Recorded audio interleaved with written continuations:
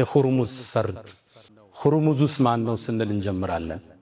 ይህ ሰርጥ የዓለማችን ነዳጅ 25% በዚህ ሰርጥ ውስጥ ያልፋል። የዚህ ሰርጥ መታወቅ በርካታ ነገሮችን ዓለም ላይ ይቀይራል። ይሄው ሀገራችን ላይ እንኳን ጥላው መጥቶ የነዳጅ ሰልፉ ለጉድ ነው።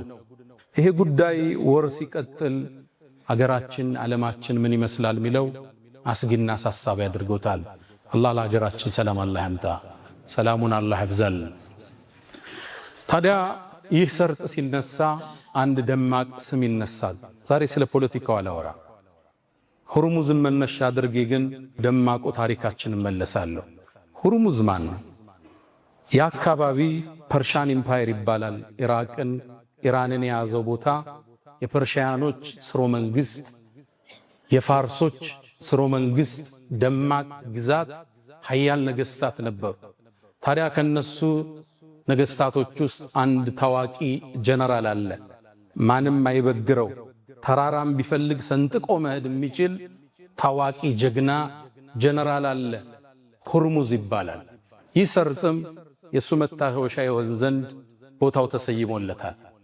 ታዲያ በሰይድና አቡበክር ስዲቅ ዘመን ከነቢዩ እልፈት ሰለላሁ ዐለይሂ ወሰለም ከዓመት በኋላ አካባቢ ሰይድና አቡበክር በኻሊድ ብን ወሊድ መሪነት ፐርሻን ኢምፓየርን እንዲከፍቱ ሰራዊቱን አሰማሩ። ኻሊድም ይህን ጦር እየመራ ወደ ፐርሻን ኢምፓየር ሲጠጋ የፋርሶቹ ጦር ፊት ለፊት ተገናኘው። የጦሩ ጀነራል ሁርሙዝ ይባላል። ይሄ ሰርጥ የተሰየመለት። ታዲያ ፊት ለፊት ሲገናኙ ሁሉም ጦራቸውን አሰለፉ።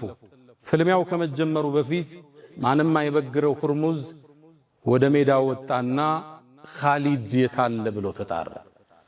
ኻሊድን እንዴት አወቀው? በእርግጥ ኻሊድ 100 ጦርነቶችን አድርጎ ተሸንፎ ማያቅ የአላህ ሰይፍ መሆኑን ዓለም ዝናውን ያውቀዋል። ኻሊድን በመግደል ታሪኩን ሊያሸበርቅ ፈለገና ኻሊድ የታል ወጦ ይፋለመኛል። ከጦሩ መሃል ያ የነቢዩ ደረሳ ኻሊድ ብን ወሊድ ወጦ ተሰየመ። ከዛም ሁርሙዝም አስከተለና ጀግና ወንድ ከወንክ ውረድና ከፈረስህ እንፋለም አለው። ይሄ ጀግናም ኻሊድ ወረደ። ሁለቱም ፈረሳቸውን መጥተው ወደ ሰራዊቱ መለሱት። ሜዳው ላይ ሁለቱ ተገናኙ። የሁለት ዓለም ጀግኖች ማን ያሸንፍ ይሆን?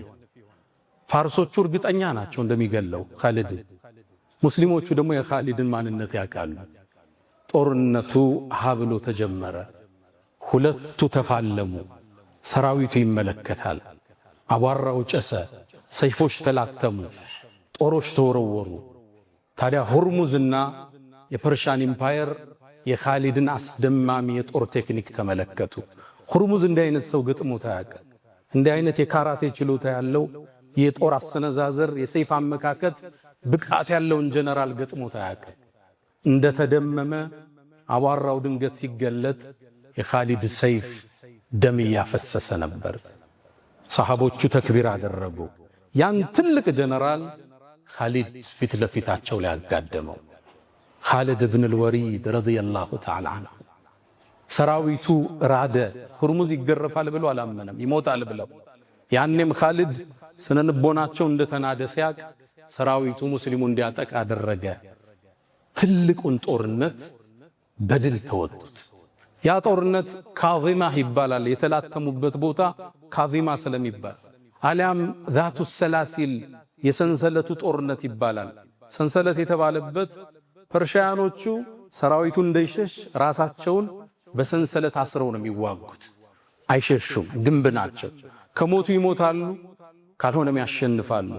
በሰንሰለት ራሳቸውን ጠፍረው ነው የሚወጡት። ይህን ሰንሰለት ጥሰው ኻሊድ ብን ወሊድ ከሰራዊቱ ጋር ድል ያደረጉበት ታሪክ ሁርሙዝን ያስታውሰናል። የትኛውም የዓለምን ቦታ ብትገልጡ የነቢዩ ዓለይሂ ሰላቱ ወሰላም ተማሪዎችን አሻራ ታገኛላችሁ።